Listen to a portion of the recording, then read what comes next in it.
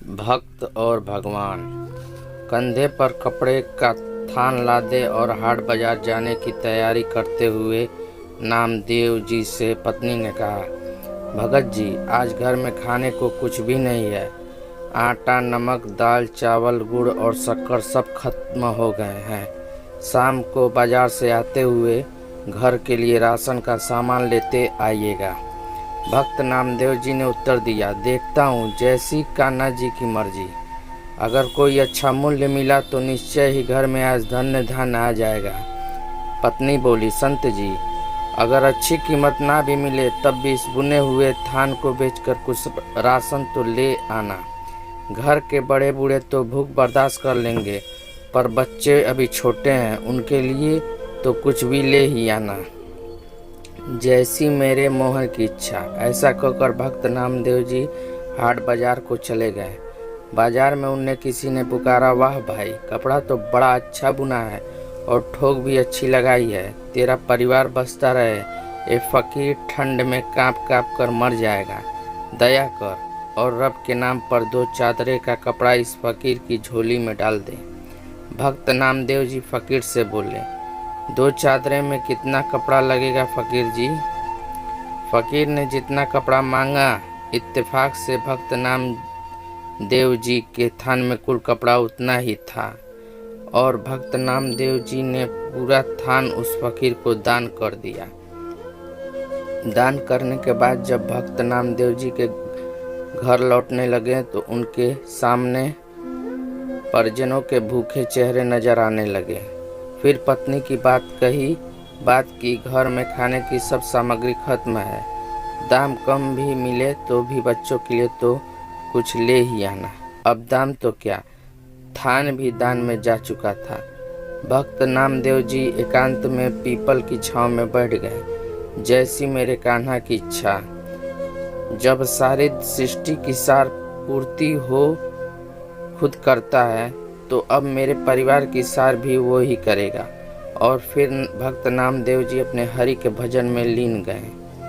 अब भगवान कहाँ रुकने वाले थे। भक्त रामदेव जी ने सारे परिवार की जिम्मेदारी अब उनके सुपुर्द जो कर दी थी। अब भगवान जी ने भक्त जी की झोपड़ी का दरवाजा खटखटाया। नामदेव जी की पत्नी ने पूछा, कौन है? नामदेव का घर यही है ना? भगवान जी ने पूछा। अंदर से आवाज आई, जी हाँ, आपको कुछ चाहिए? भगवान सोचने लगे कि धन्य है नामदेव जी का परिवार। घर में कुछ भी नहीं है, फिर भी हृदय में कुछ देने की, किसी की मदद की अब भी जिज्ञासा है। भगवान बोले, दरवाजा तो खोलिए, लेकिन आप कौन हैं? भगवान जी ने कहा, सेवक की क्या पहचान होती है भक्तानी? जैसे नामदेव जी कान्हा के सेवक, वैसे ही मैं नामदेव जी का सेवक हूँ। ये राशन का सामान रखवा लो। पत्नी ने दरवाजा पूरा खोल दिया। फिर इतना राशन घर में उतरना शुरू हुआ कि घर के जीवों की घर में रहने की जगह ही कम पड़ गई। इतना सामान नामदेव जी ने भेजा है? मुझे नहीं लगता। पत्नी ने पूछा। भगवान जी ने कहा, हाँ भक्तनी, आज नामदेव का कपड़े का थान सच्ची सरकार ने खरीदा है। जो नामदेव का सामर्थ्य था उसने भुगता दिया और अब जो मेरी सरकार का सामर्थ्य है वो चुकता कर रही है। और जगह बताओ, बहुत कुछ आने वाला है भगत जी के घर में। शाम ढलने लगी थी और रात का अंधेरा अपने पांव पसारने लगा था। सामान रखवाते रखवाते पत्नी थक चुकी थी। अब बच्चे घर में अमीरी आते देख खुश थे। वो कभी बोरे से शक्कर निकाल कर खाते और कभी गुड़। कभी मेवे देखकर मन ललचाते और झोली भर भर कर मेवे लेकर बैठ जाते। उनके बालमन अभी तक तृप्त नहीं हुए थे।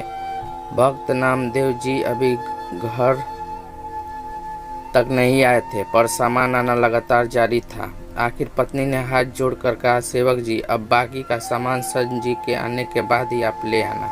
हमें उन्हें ढूंढने जाना है, क्योंकि वो अभी तक घर नहीं आए हैं। भगवान जी बोले, वो तो गांव के बाहर पीपल के नीचे बैठकर हरि का भजन सिमरन कर रहे हैं। अब परिजन नामदेव जी को देखने गए। सब परिवार वालों को सामने देखकर नामदेव जी सोचने लगे, जरूर ये भूख से बेहाल होकर मुझे ढूंढ रहे हैं। इससे पहले कि संत नामदेव जी कुछ कहते, उनकी पत्नी बोल पड़ी, कुछ पैसे बचा लेने थे। अगर थान अच्छे भाव बिक गया था तो सारा सामान आज ही खरीद कर घर भेजना था क्या? भक्त नामदेव जी कुछ पल के लिए विस्मित हुए, फिर बच्चों के खिलते चेहरे देखकर उन्हें एहसास हो गया कि जरूर मेरे प्रभु ने कोई खेल कर दिया है। पत्नी ने कहा, सच्ची सरकार को आपने थान बेचा और वो तो सामान घर में भेजने से रुकता ही नहीं था। पता नहीं कितने वर्षों तक का सामान राशन दे गया, उससे मिन्नत करके रुकवाया, बस कर, बाकी संत जी के आने के बाद उनसे पूछ कर ही कहीं रखवाएंगे। भक्त नामदेव जी हंसने लगे और बोले, वो सरकार है ही ऐसी, जब देना शुरू करती है तो सब लेने वाले थक जाते हैं, उसकी बख्शिश कभी भी खत्म नहीं होती। सीख, कर्म करो, ईश्वर उसका फल अपने आप दे देगा। अगर आपको ये कहानी अच्छी लगी हो तो लाइक और सब्सक्राइब जरूर करें। धन्यवाद।